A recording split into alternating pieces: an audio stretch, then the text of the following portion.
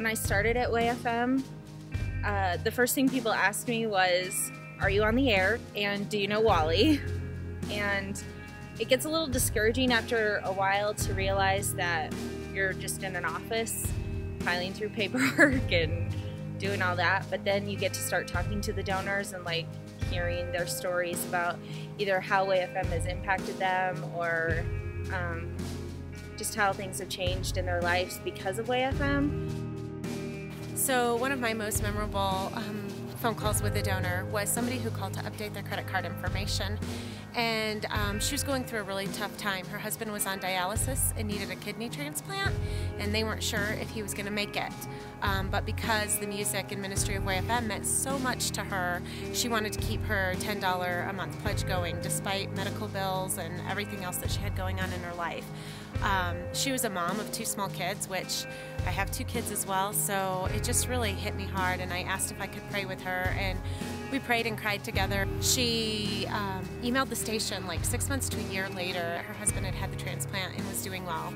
It was just such a cool experience, and we get to have lots of experiences like that. He said that his wife about a year ago had found WayFM, and she listened every single day, and then suddenly this past Thanksgiving she had passed away and left him with his 2 teenage daughters.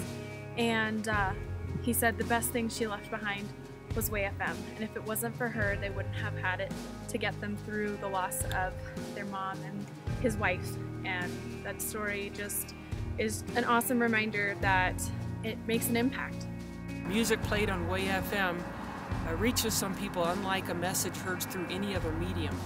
And it reminded me of a quote that I read recently that said, "Words make you think a thought, music makes you feel a feeling, but a song helps you feel a thought."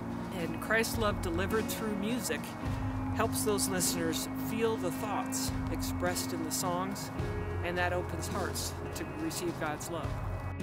It's a little bit more than just sitting behind a desk and piling through the paperwork, you know. You're a part of a ministry that is actually affecting people.